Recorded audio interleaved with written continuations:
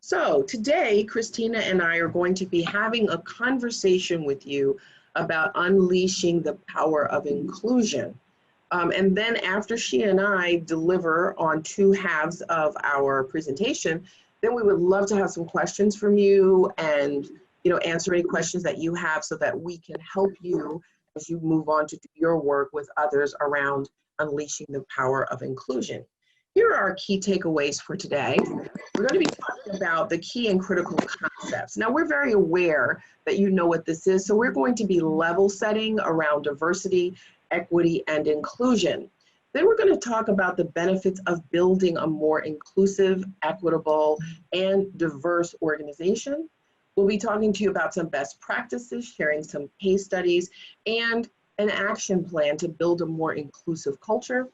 Then we'll be sharing, you'll have an opportunity to discuss with each other, and we'll discuss with you, sharing insights on the impact of COVID-19 and the national protests, highlighting racial inequities on organizations or in organizations and on DEI initiatives. Then we'll leave you with a few tools, tips, and resources. From what I understand, after the session, there will be a recording and you will receive a handout. All right, so let's talk about the key and critical concepts. Let's just level set a bit. Diversity. Now, understanding diversity, everyone knows the definition of diversity, but what I would like to talk about here, and I do this when I'm doing training classes, I want people to understand that diversity is much more than someone's physiognomy. That is the first thing that we see. That is the first thing that is cued when we interact with each other is the physiognomy, what we see of a person. However, we understand that people have many, many dimensions of diversity, whether it's race, ethnicity, thought, geographical location, where you grew up, nationality, whether or not you traveled and have a different kind of worldview than someone else, whether it's your gender, your LGBTQIA status, your political beliefs, all of these and many, many other things make us multi-dimensional people, and we are all diverse. Oftentimes people feel as if they are not a ethnic minority or in a particular EEOC category, that they are not diverse. Ladies and gentlemen, I will just reiterate to you and enhance to you that each and every one of us is diverse and have many, many levels of diversity. When we talk about sourcing for diversity in our organizations or helping our clients source for diversity, what we need to keep in mind is there's a difference between diversity and underrepresented minorities. When you are sourcing for diversity in an organization, what you're sourcing for and looking for is, first, you're looking at your metrics. What is missing in a particular organization? For example, in some industries and some organizations, they are predominantly female. So if you're looking for diversity in that workforce or diversity in that organization, you would be looking for what, ladies and gentlemen? Men. Males. Men, exactly. Examples of those industries would be nursing. Another example would be education. Those are predominantly female fields. Another example would be engineering. That is a predominantly male field. So if you were looking to diversify there, you're looking for females as much as you're looking for other dimensions of diversity. I always like to remind people that we're not just looking for Black people, Latin people, Asian people, disabled people, LGBTQIA, if they choose to identify. What we're looking at is the totality of our organization and what is actually missing in our organization at the different levels of the organization, from the most junior to the most senior.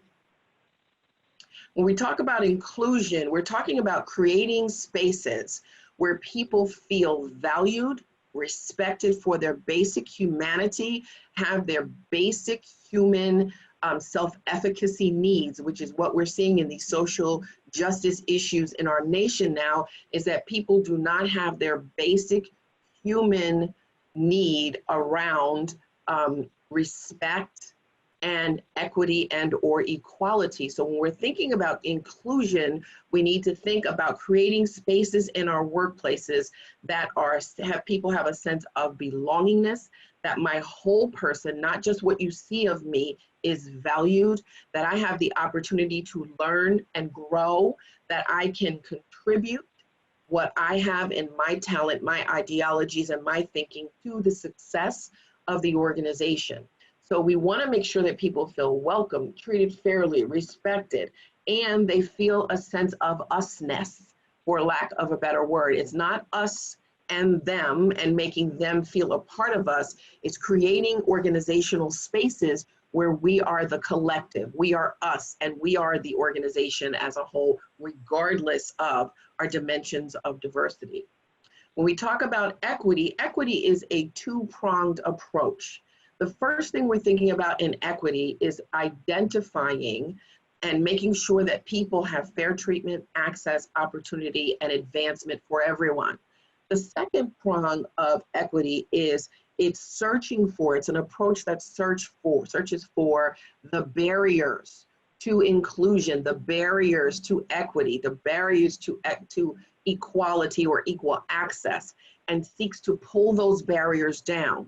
So we're talking about equity, we're talking about two different things. Let's take a look a little bit more deeply into equity. Now, in the field of diversity, equity, and inclusion, it was not always DE&I. It was initially affirmative action. And then we shifted from affirmative action to diversity. Then when they begin to find out that just looking for diversity or including diversity or being respectful of diversity was not enough, then we added, let's put on our thinking caps. Okay, we have to create inclusive environments that support diversity, where people of diverse backgrounds and dimensions of diversity all feel a sense of belongingness. So when we look at this diagram here, what we're looking at, the first picture is a picture of whoever that is. Would you mute your phone, please? I can hear a conversation. Thank you so much.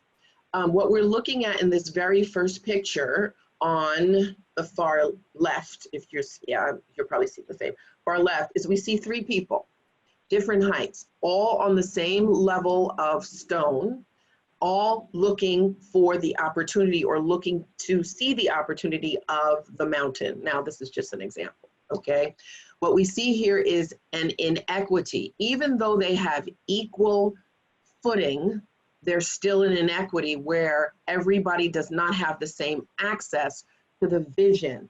The person on the far right has no access to the vision. The person in the center is just at the top of the fence with some vision, and the person on the far left can literally see without the boundary of the fence. That is equality. And in this field, what we found is equality does not work. Why does it not work? Because people have different starting places, different backgrounds, different perspectives, different ideologies. We have to make sure that people, in order to have an equitable opportunity, that they have what they need to be able to participate. The middle picture is a picture of equity, where you create for the people what they need for their starting point so that all of them have access to the entire vision of the mountain. Now, of course, the mountain is just an example, all right? Now, that second part, that second approach to equity that I spoke to you about is represented in this picture on the far right, where with an equitable approach, we have figured out what the boundaries are, whether it's a social boundary, whether it's a practice, or a process within an organization, whether it's no connectedness, whether it's disrespect, discrimination, whatever the case may be, we've identified what that boundary is, and we've used best practices to pull that boundary down and remove it, so we no longer have to figure out what we need to give to individuals for them to be able to have access. Now, a very quick example of that is, I don't know if any of you ever taken out a college loan? Yes, I'll be paying them until I'm 95. Okay, so between college, graduate school, more graduate school, I'm up to the hilt. Well, guess what? That's an equity program. It is a government-sponsored equity program that gave all of us who needed it this access to an education, and it put us at the same door for people who had the money in their bank account and could just write the check to go. For the rest of us, we're paying later, but they were able to pay up front. If in fact, the only people who had access to colleges were people who could write the check, it would be an unequal process. Thus, an example, a very basic example of an equitable process that put everybody at the same door. And when you get inside the door, you still have to, perform, produce, and get your degree, but the equitable process puts everybody at the door. Okay, so let's take a little bit of take a look at a little bit of research here. Somebody is sending me a message, and I'm going to check on the chat really quickly. Twana, I'm going to wait for that question. Exactly, because we're timed. If you will hold that question, thank you so much, Mario. If you'll hold that question until the end, I'd be very happy to answer that. Thank you. All right, and so I'm sorry, just a quick comment. Robert is going to monitor the chat, and all the questions will be filtered through and asked at the end. So thank you. If you see somebody, awesome. you don't have to break away to it. Thank you so much. All right, thank you so much. Okay, so this first piece of research is from the Boston Consulting Group, and what they did is they took a look at innovation, and they took a look at the impact of having diverse leaders or diversity at the senior levels of an organization. And what they basically found, to break it really down into the key takeaway of this very large piece of research, is that with every 10% increase in racial and ethnic diversity at the senior executive team level, earnings before interest rose at 0.8%. So there was a linear relationship with the increase in diversity at senior levels, with an increase not only in innovation, but within revenues for innovation. Okay, very great piece of research. I'm happy to share the links afterwards so you can look at the whole studies. Okay, the next one is from Deloitte. Okay, and Deloitte took a look at inclusion, and they took a look at, okay, what works? Diversity, inclusion, in terms of being much more profitable and having better business outcomes. And so what their research basically found, as we already know, it's not just diversity. We must maximize inclusion in our organizations. What they found is there is definitely a case for an inclusive culture. Organizations with inclusive cultures were 2 times as likely to meet or exceed their financial targets, 3 times as likely to be high performing, 6 times more likely to be innovative and agile. And as you know, that is very critical to stay cutting edge and to stay ahead of your competitors, or at least to be able to continue to compete. You must innovate, you must be flexible and agile, and 8 times more likely to achieve their business outcomes. This is also a very nice piece of research, and I will share that study with you as well. There's much more in that study than this.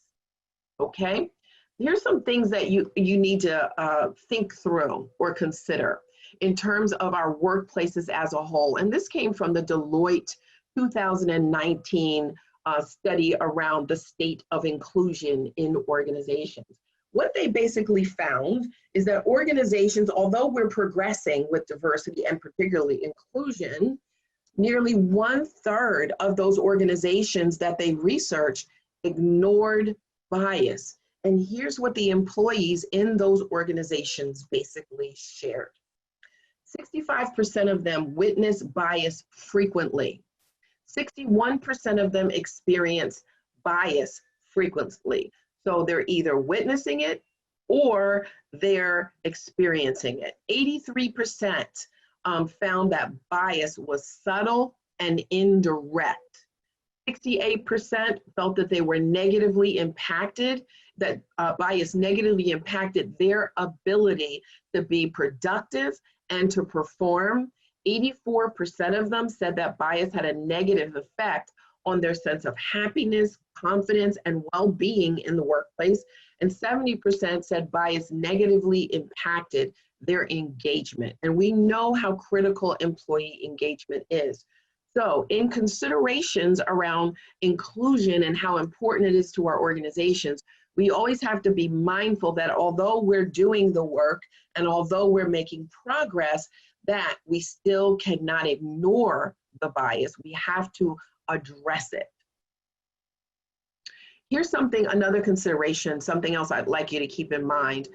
Perceptions, assumptions, and biases. I do not use the diversity wheel because I have found sometimes some groups of people feel as though it's a bit biased because most of them are not updated with LGBTQIA and identity categories.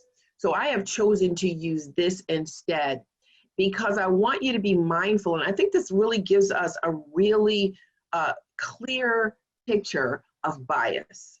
If we're looking at people as one-dimensional or two-dimensional, we're only seeing what's on the surface. Whereas there's much more to people than that. If we're seeing people as three-dimensional or even four-dimensional, we're still missing the depth and the value of who that person is and their value to the organization. So we have to be very careful about our perceptions about people, our assumptions about people, and the kind of unconscious biases that we have, because as you already know, we all have them. So I encourage you, two things to consider. There are many, but two things to consider is one, the state of inclusion across organizations, and be mindful about yours, and behaviors. We always must be mindful of our own behaviors as well as helping others to manage their behaviors and assumptions around diversity so that we can be much more inclusive of each other. I'd like to leave you, before I shift to Christina, my wonderful co-facilitator, with 7 tips that you can utilize for yourself and share with others on how to counteract unconscious bias. Now, we all know we have them, but we need to know how to identify and manage them. So the first thing is make sure you're managing your own biases. Self-awareness is critical. What are your communication blind spots? Okay, acknowledge your biases, great and small. Understand yourself very well and set up checks and balances for yourself with people that you trust. Mind you, I say people that you trust because the people you trust and who are close to you will give you their unbiased opinion. And they're a safe space for you. Number 2, evaluate your interactions and how you treat people. Judge yourself. Am I treating people the same, or am I treating them equitably? Question your expectations of people. Are your expectations of people different, and is there any bias sneaking in there? Think about your communication blind spots, identify them, and be willing to change them. Be mindful of the social and cultural impact of verbal and nonverbal communications. Different backgrounds, different cultures, even different parts of the US, that our idioms are different. The way that we use nonverbal and verbal communications can be different, and it can be biased. It can also be offensive to people if we're not very aware. Number 3, learn inclusive language. Here's one thing I tell people all the time: please do not use slang. I don't care how comfortable you are with a culture, slang can get you into trouble. A senior leader once used, and I won't say the slang, but he used the slang with me at my office one day in a corporation I used to work with. And the first time they used the slang, I was like, why did they say that to me?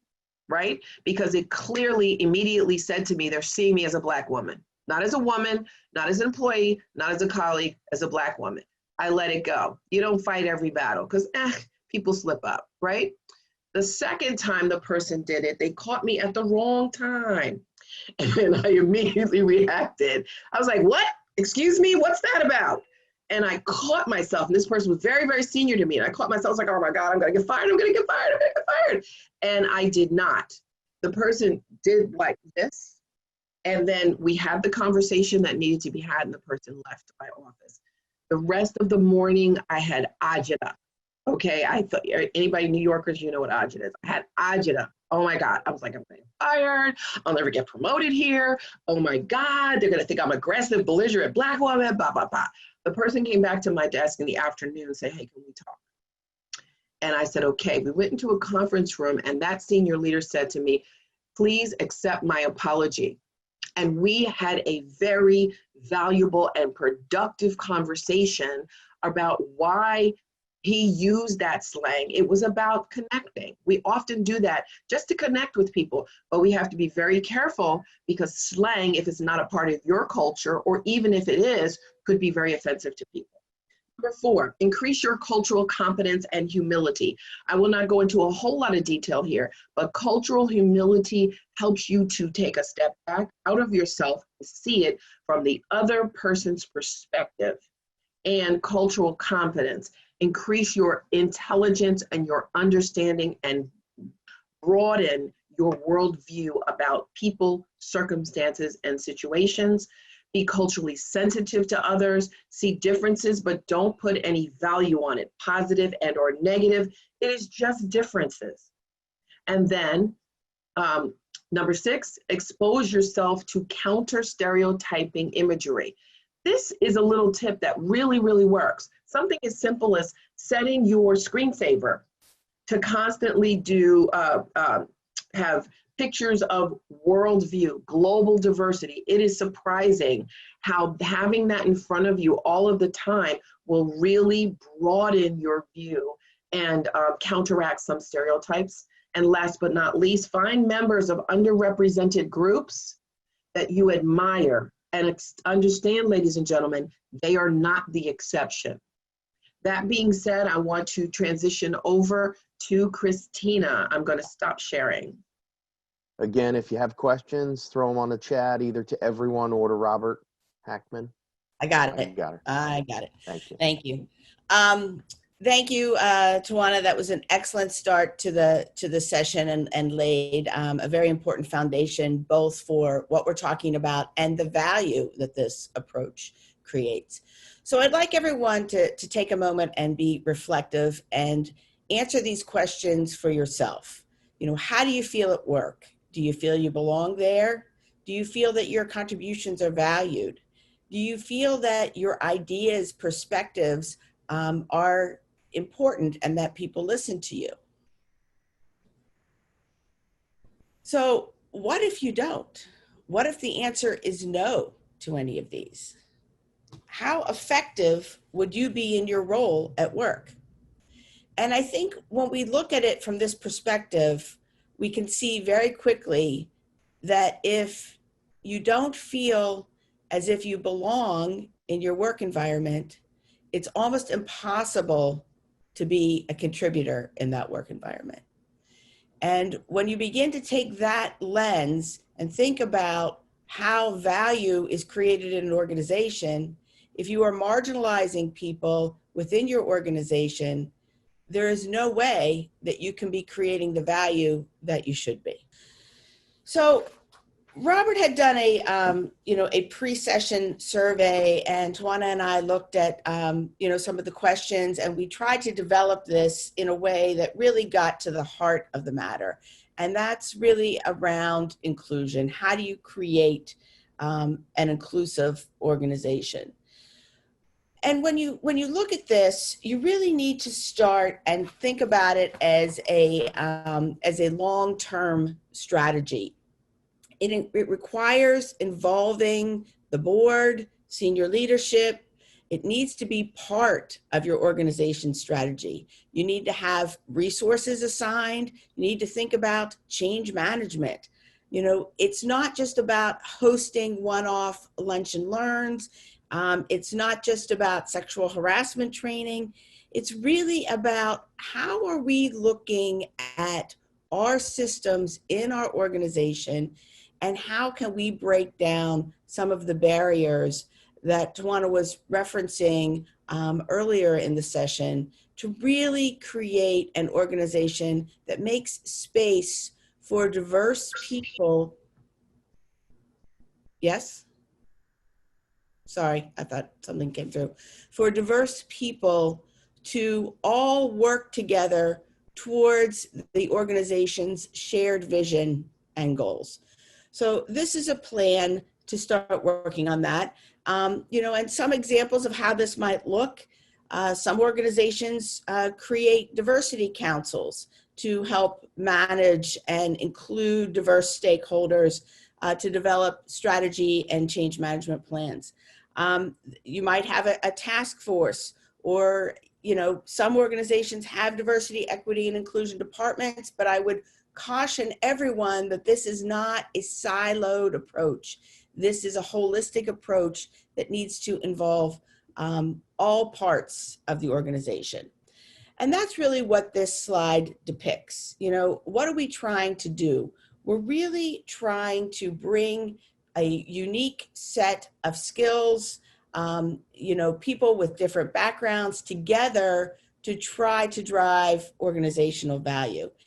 And it includes everyone, not only within your organization, but up and down your supply chain and with your industry partners. This is broad reaching. This is, systemic in approach. And it is everyone's responsibility. And the how, we'll look more at this in the coming slides, but I want to stress that resources have to be allocated. You really have to think about diversity from the broad perspective that we laid out, that it is more than just identity diversity. It's diversity of thought. It's diversity of experience. And what you're doing needs to be reflected in your people, your processes, your policies, and it needs to become part of your organizational culture and reflected in the actions and behaviors of your people. So we're going to do a little primer on designing for diversity, equity, and inclusion. And I like to focus on a behavioral design. And by that, I mean, you really need to think about redesigning your organization and its relationships, both with your community, your suppliers, your partners, to make the playing field more level all throughout the process. You need to move your decision-making processes around hiring, promotion, advancement from, intuition-based. The idea of meritocracy, unless you really understand what you're measuring with meritocracy, that is often fraught with problems. Think about what data you might be able to use in terms of making these decisions, and take your decision-making process from intuition to data-driven decisions. Redesign programs to focus on conditions for success rather than just numbers. Playing the numbers game really doesn't change systemic problems, both internally and externally within the organization. And, invest money in capacity building rather than simply running, a myriad of diversity training seminars. So what does this all mean? Let's start with the idea that everyone needs role models. And I'm not going to unpack the whole slide, but one of the things that I think we need to think about is, what artifacts are displayed both in our country, in our organizations, who's in the artwork that we hang around the office, who is in our ads, what do our recruiting and training materials say about us?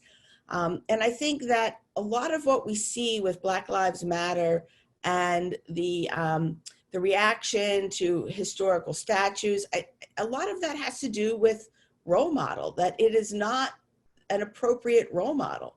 And people don't feel that those statues really depict, who we are and the values that we want to represent. So I think we're seeing some of this play out in front of us, in real time right now. And we could talk about this more in the Q&A session.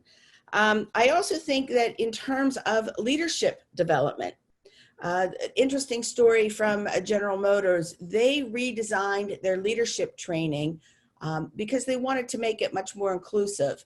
And while they achieved that goal, they also found that by being much more explicit into what skills were required, what the pathway was, mentorship, sponsorship, being transparent about that process really improved their overall program, not only for,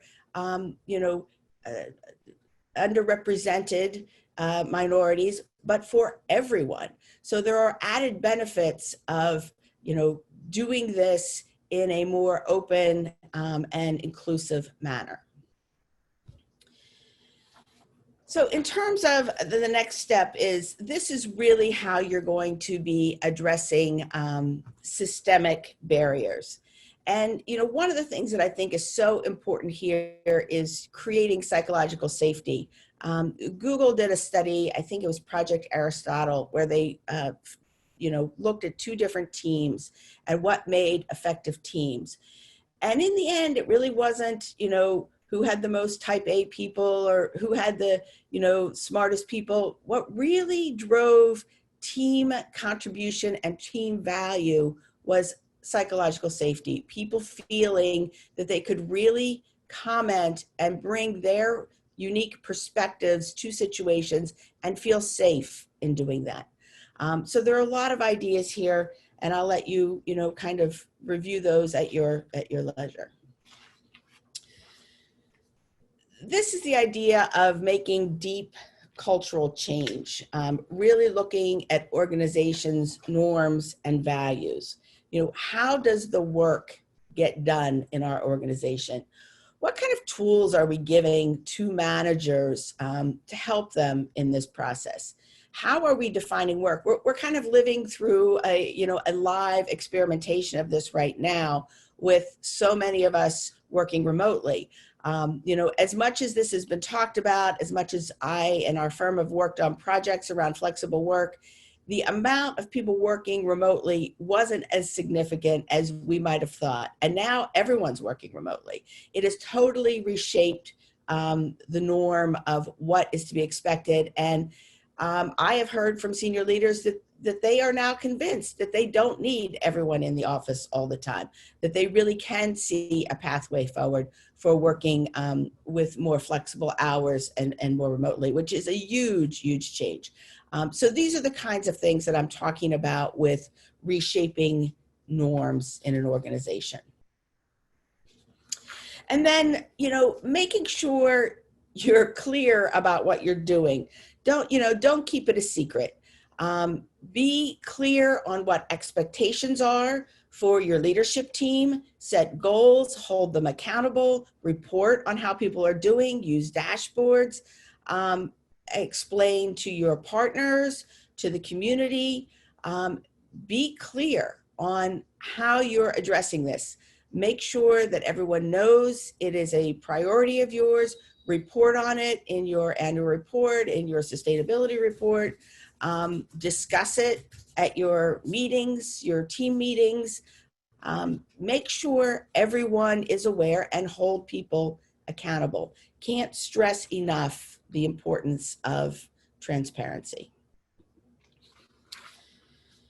So here are some ideas to promote inclusion. Affinity groups or employee resource groups are often effective in giving voice to groups that have not had voice within your organization. Allyship is another, where someone in the majority group might act and serve as a sponsor or advocate for someone in an underrepresented group. Listen, just, take the time to hear what people are saying. And with storytelling, I think it's so important for people who have been through different situations and organizations to talk about that and to share their stories with others so that everyone understands they're not alone. And whatever those stories are, as Tawana said, everyone is diverse. Everyone has stories. There are a lot of subtleties and nuances to this. It's just important for people to understand that no one is alone. Other people are going through this, and this is how they did it.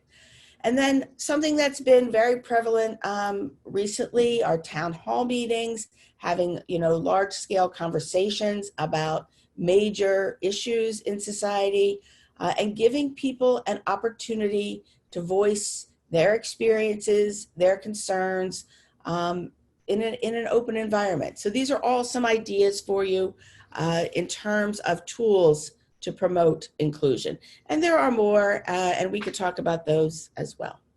So let's move on to the case studies. I'm sure many of you are familiar with LinkedIn. I think we're probably all on it. Pat Waters of LinkedIn, she's the chief people officer there, and she is a thought leader on the topic of belonging. And belonging is kind of one step beyond inclusion. It was the idea that Tawana was saying, where it's not taking them and making them come into us, it's making one big pool of us, that everyone feels that they belong. And they put together something they call the DIBS Index, and it stands for Diversity, Inclusion, and Belonging.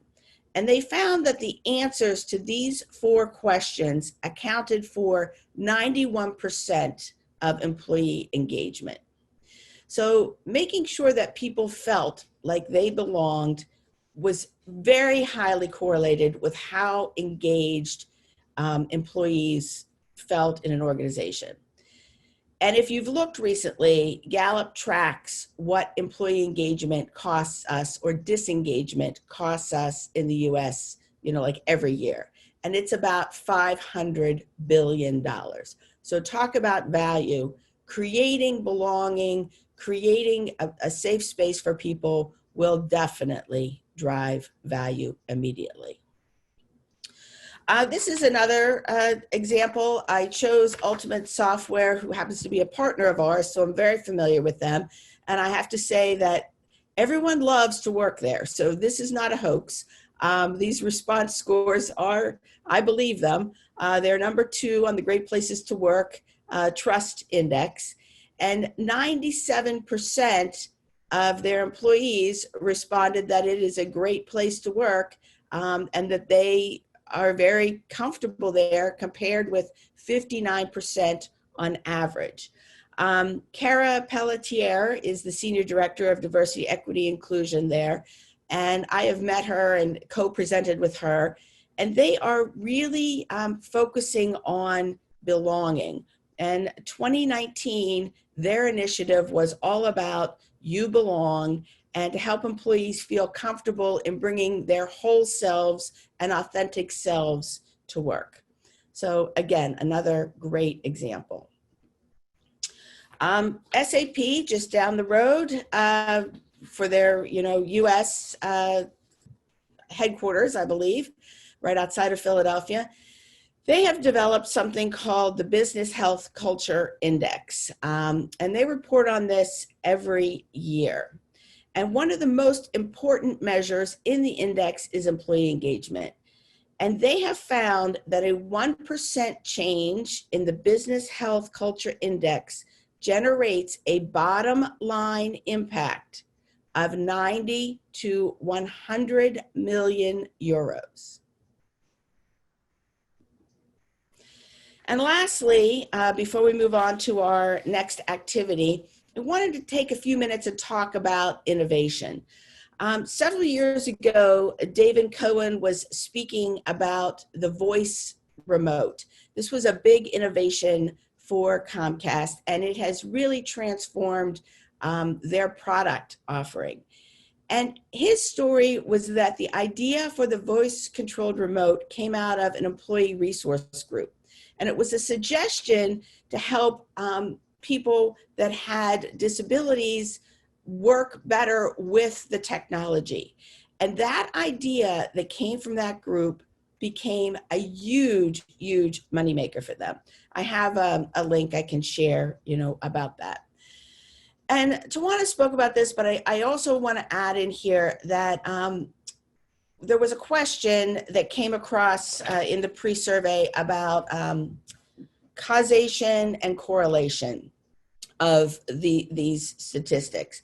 And the University of North Carolina did a report, I believe, in 2018 on and found that diversity, inclusion, and equity greatly impact innovation. And they found a causal relationship. Their studies with over 3,000 different organizations showed that the amount of innovation coming out of inclusive and diverse and equitable organizations was 100% more than the the average. Now, the 100% is kind of sounds like a large number, but on average, 2 innovations come out a year, and those companies that had greater diversity were coming out at 2 more innovations per year than the average. So that's 100%. But definitely causal relationship and answer to that question. All right, so let's move on to the group activity. I'm going to, I don't know if I can do that. 1 second. Morris, can you copy the 2 questions and put them in the chat so that when we send everyone to their groups that they can have those if they forget what the questions are? Yes. So we're going to give you about the same amount of time as you had before, and we would like you to designate someone to report out from your group on your findings for this. The first question is, what has been the impact of COVID-19 on your organization's DEI strategy and programs? And secondly, how have the recent racial and social justice protests and conversation impacted your organization's DEI conversation and initiatives? So take a few minutes and chat with your breakout group members. And Morris, if you can send them to breakout groups, that would be terrific. They're on their way.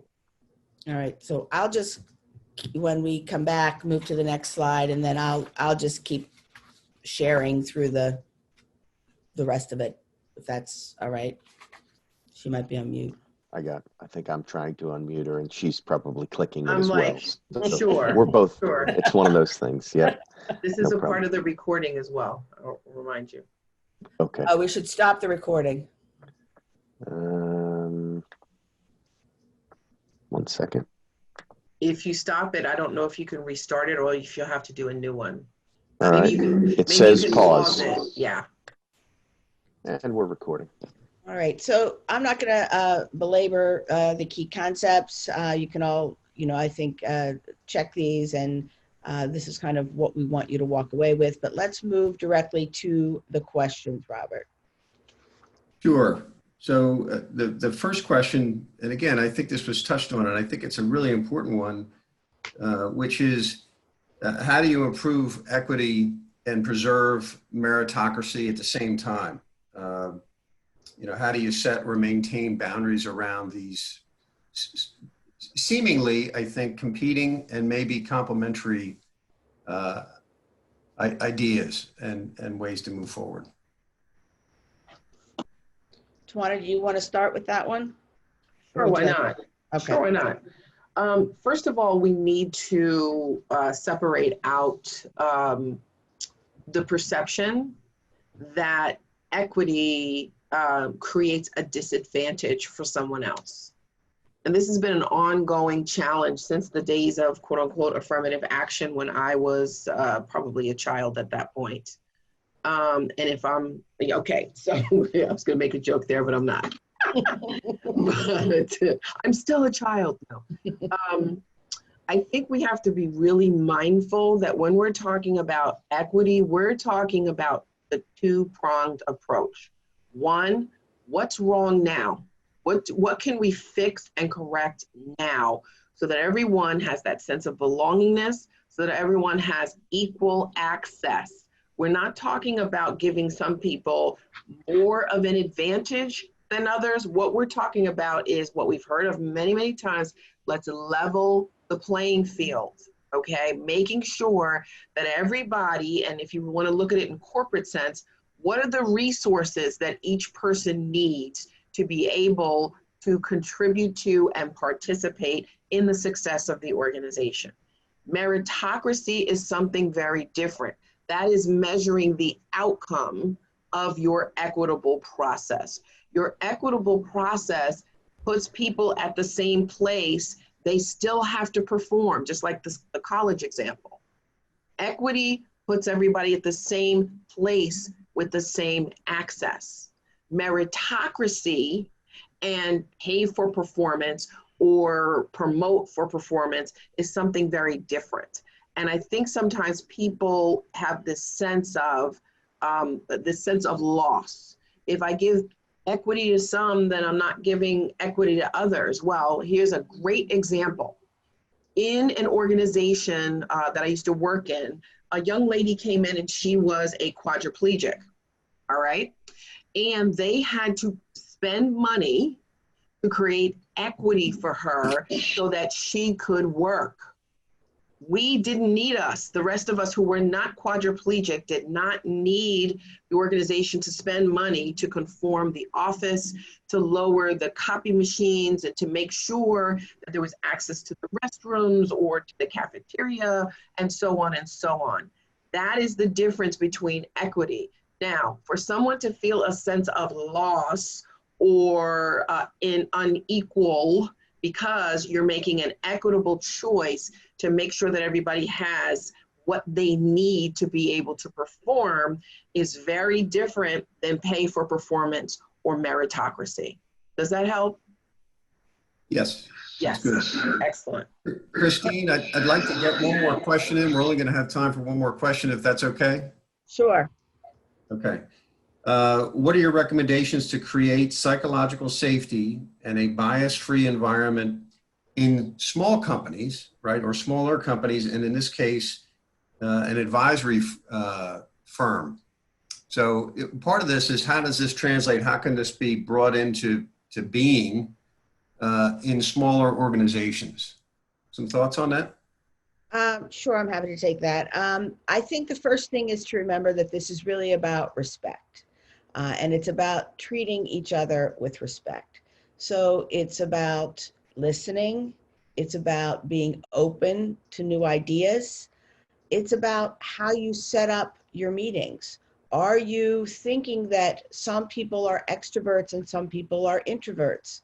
Some people need the agenda ahead of time to contribute at a meeting.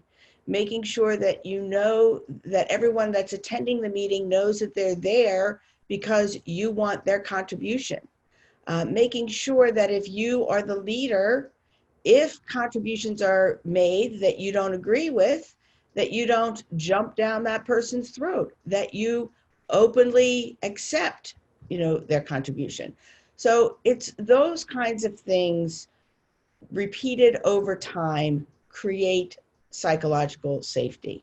So thinking about meeting space environment, thinking about meeting mechanics, thinking about sharing of duties and responsibilities. Hopefully the same person isn't asked to take the notes every time. All of those things really do contribute to creating an atmosphere of belonging and psychological safety. Got it. Thank you. So I'm going to finish up. I'm mindful of the clock. I'm going to finish up with a couple of things to touch base on something that was brought up. Thank you very much. Robert, before you finish up, let me just tell everyone that in the handout, there are tools, tips, and resources. There's an equity action plan. There are some metrics because that was one of the things people wanted to know about. And there's a listing of some tools, the diversity wheel, implicit bias testing, talking about race, and a DEI planning tool. There you go. Got it. So I want to thank Twana Harris from Exude and Christina Cole from HR Computes for a very thorough and complete presentation. We're just touching the iceberg on this thing. A couple of things regarding, somebody mentioned a statement and then action. So I did want to let people know to look for a statement from Beacon. We are a group that has not been successful in diversity initiatives, I think, to date. And it lays out our commitments as an organization coming up. I would love to comment on some key things that I got out of this, but I will not. and move on to talking about Beacon. For people that don't know, is a group of cross-functional, cross-industry executives. And we have been running meetings like this via Zoom for some time. Upcoming meetings include Sales and Marketing, a guide to Google ad campaign strategies. And then Human Capital Management, developing agile leaders. And then there's a joint group meeting. I love joint group meetings such as this. Technology executives group, operational executives, financial executives, putting on a program in July on the interactions and integration with technology and business. Again, I want to thank everybody for their participation. Thank everybody for attending. It's a really important topic, and one that is not going away, and hopefully it doesn't move away from our consciousness and what we're doing personally and within our organizations. Morris, any closing comments in the final minute and a half that we have? No, great job all around. Thank you all for your input. Beacon is the premier executive networking organization serving the Mid-Atlantic region. To learn more, go to beaconforlife.org.